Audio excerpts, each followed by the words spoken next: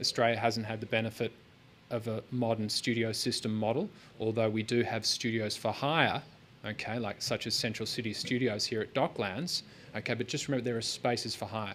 But to try and answer your question, the value of that integration, it's hard to know, but it does come down to the analytics. It's one of our requirements when we deal with film producers. We say, does your film have a pre-distribution agreement? Because we need to know that ultimately if a brand is involved in that piece of content, inside the content, remember, in shot, is that film likely to see an audience? So that's one of the key things here. KK talked about that. These applications, did that application succeed? And I guess the best measurement of that is the number of installations from a developer point of view. So equally, eyeballs, when we're talking about Facebook, how many eyeballs did it see? It's the same deal with film. How many multiplexes did it screen in? This is going to be much easier for us as we move away to online video. Google talks about tracking.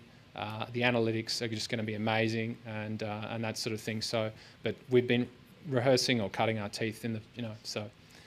Are there any more questions? No, this means that Sony paid for this, yep. and the director made a compromise because it is good for Sony, yeah. But bad for the movie because a lot of people have, like myself, have thought that is it a Mr. Bean movie or is it advertisement for Sony? This is the thing to the naked eye, to the unobservant, but you'll probably all walk around and go and see Indiana Jones and say, and you'll be looking out. But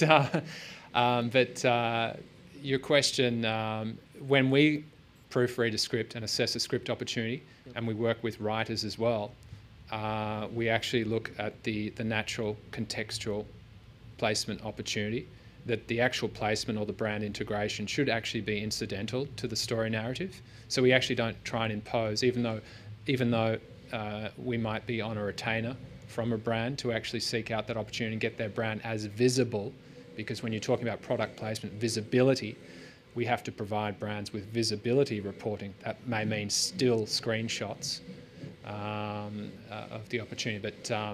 But again, I think to answer your question, I wouldn't know what the commercial arrangement was, whether or not it could have been incident. It could have been the props master on the film. There are a lot of elements involved. It may have just been pure supply. Yeah, but if you should watch the film, because there is the second most visible character after Mr. Bean.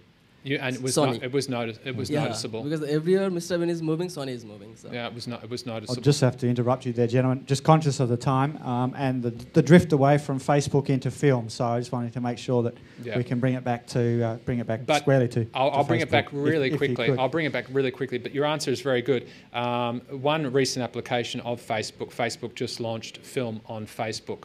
Okay, so that's a really good application whereby this studio.